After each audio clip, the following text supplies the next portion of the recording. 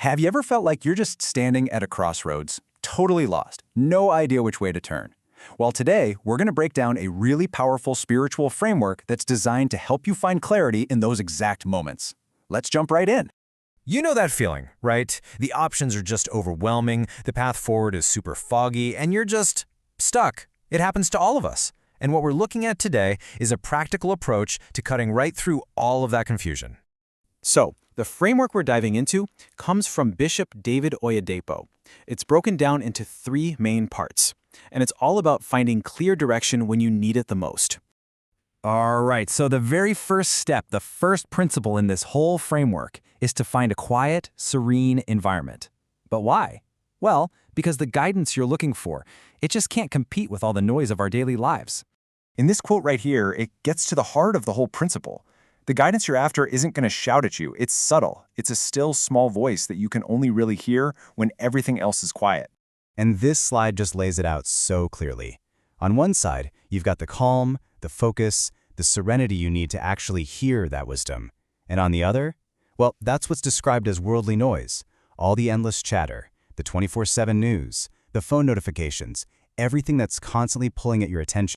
Now, get this constant state of distraction, it isn't just viewed as an accident. It's actually presented as a major obstacle, something that's practically designed to block our access to that deeper sense of direction. This is such a powerful line, isn't it? It's all about conserving your mental energy. Instead of just being a consumer, constantly taking in information and getting overwhelmed, the idea is to be a creator, to be someone who's making progress and not getting bogged down by, well, by all the noise. So the takeaway here is pretty straightforward. You have to deliberately step away. You have to separate yourself from all that noise to create the space you need to think, to really listen, and to let that wisdom come through. Okay, let's move on to the second principle. So, you found your quiet space. Awesome. Now what? Well, this second principle is all about actively seeking out wisdom from external sources. Now, the framework uses this really interesting term for this, a teaching priest. And this doesn't necessarily mean a religious figure. It can be a book you're reading, a speaker you're listening to, really any guide that offers wisdom. Think of it as the channel through which a key idea can finally reach you. And the process itself is actually pretty simple, but it's also profound. First, you engage with that source of wisdom. Then a particular word, a phrase, an idea it strikes you. It jumps right off the page. And from that one little spark, a whole new path can suddenly open up right in front of you. And here's a perfect example from the speaker's own life. He was just reading a book when this one sentence grabbed him. It wasn't just an interesting line. For him, it was a total revelation that completely changed how he approached his work. And just look at this timeline. It's an incredible story. The entire architectural blueprint for this massive building complex didn't come when he was praying for it or asking for it. Nope, it came to him while he was just reading a book by another teacher. The idea struck, and boom, within a month, they were building. It's a fantastic example of this principle in action.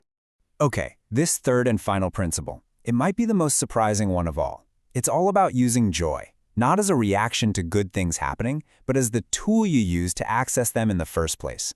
It's called gladness of heart, and this is way more than just feeling happy. It's an active, conscious choice to rejoice, even when you're smack in the middle of a problem. The core idea is that this state of mind is what actually opens the door to the solutions you're looking for. And this slide just lays out the two paths so clearly. According to the source, if you complain, you just waste time and stay stuck. But if you actively choose to rejoice, you create access to a way out. Solutions start to appear where you couldn't see them before. To really bring this home, the speaker tells this deeply personal story. His daughter was facing a major health crisis, and instead of falling into despair, he says he just sat down, smiled, and affirmed that there had to be a way out. And right in that moment of chosen joy, he says the answers came to him like arrows from heaven. So let's be super clear on the logic here, because it's crucial. This is not about feeling happy after the problem is solved. The whole framework argues that the act of rejoicing is what comes before the solution. It's the key that unlocks the door. Okay, so you've put these three principles into practice. How do you actually know it's working? Well, the framework gives us two clear signs, two biblical proofs that you're being led in the right direction. And those two proofs are supernatural insight and liberty of spirit. Think of them as the internal indicators that tell you you're on the right track. So let's quickly break down what each of these really means. First up, supernatural insight. Now, this isn't just knowing what to do, it's being taught how to do it. It's that deep, practical understanding of the steps you need to take, which turns the journey from a stressful grind into something that's actually profitable and fulfilling. And the second sign is what's called a liberty of spirit. This is all about your internal state. It's that feeling of freedom, of peace. You're not choking with anxiety about the decision anymore. Instead, you feel unburdened, you feel at ease with the path ahead. So, to wrap it all up, find quiet so you can listen, seek teachers so you can learn, and choose joy to open the door to solutions. And how do you know you're on the right path? You'll have insight into how to move forward, and you'll feel an inner peace about it. Which really leaves us with one big question to think about. In our own lives, in this world of constant, endless noise, where do you find your quiet?